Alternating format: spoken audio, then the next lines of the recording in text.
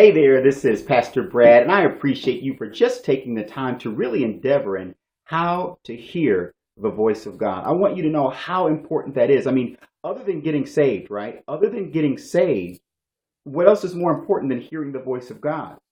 That's why, other than getting saved, what else is more struggle? What more of there is a struggle than not hearing the voice of God? I mean, there's so many feelings of inadequacy that comes along with not hearing the voice of God, especially as a believer, because you begin to ask yourself, well, does he not love me? Does he not care for me? Am I not really saved?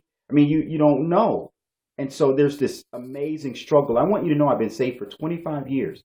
And that first, I would say 5 years was so difficult. Well, I don't want to say the first 5 years.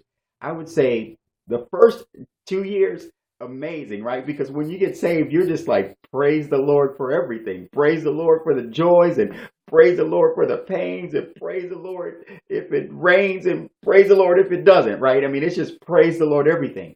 But the reality is, you definitely want to keep that level of zeal as you get more mature in the things of God. However, zeal won't get you through everything. I mean, there's times where you need to make right decisions regarding your finances, right decisions about which church to join or what time it is to leave, right decisions about jobs, right decisions regarding personal relationships and children, right relationships regarding your health, right? And you just can't say, oh, well, praise the Lord, praise the Lord. You definitely want to be in a situation where you can hear the voice of God accurately. And I tell you, for that first 2 years, amazing. But for the next 3 to 5 years, it was just absolute struggle because it seemed like I just wasn't hearing from God. It's like, what am I doing wrong? I mean, what am I doing wrong?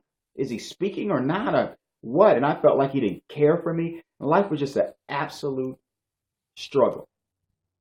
And I want you to know that I know exactly what that's like. And so that's one of the reasons why, after being saved for 25 years, I've created this 5 video series. And it walks you through an amazing process of how to hear the voice of God, right? I mean, what's more important than that other than getting saved? So it's important to know how to hear the voice of God.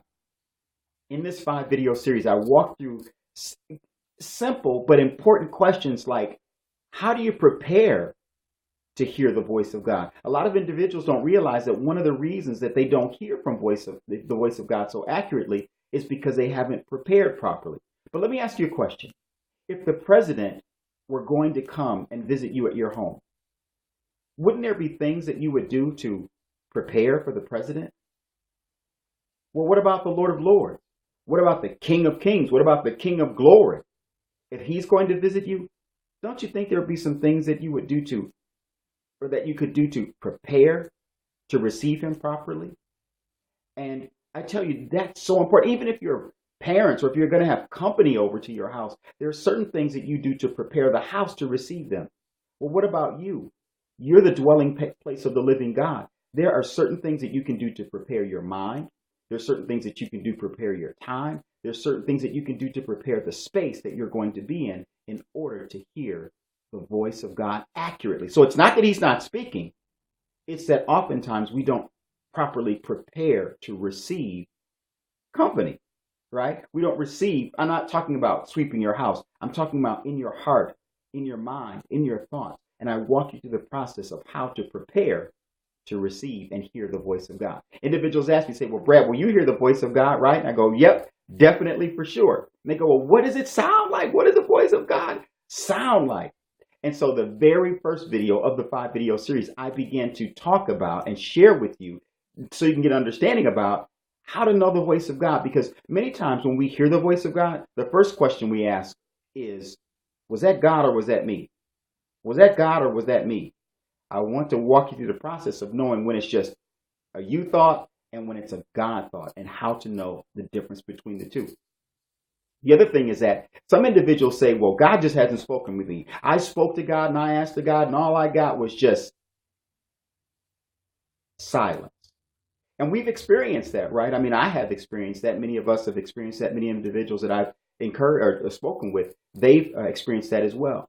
And all I would say is there are 7 key areas where God always wants to talk with you. And in many cases, before you even get the question out, he's already answered. I mean, how would you like that experience where before you could barely get the question out, he's already answered you? Now, I want you to know it's possible to live life from that place where you're barely getting the question out and he's already asking you. I walked you through the 7 specific key areas where you can always speak to God. And it's like, man, he's just answered before I even get the question out.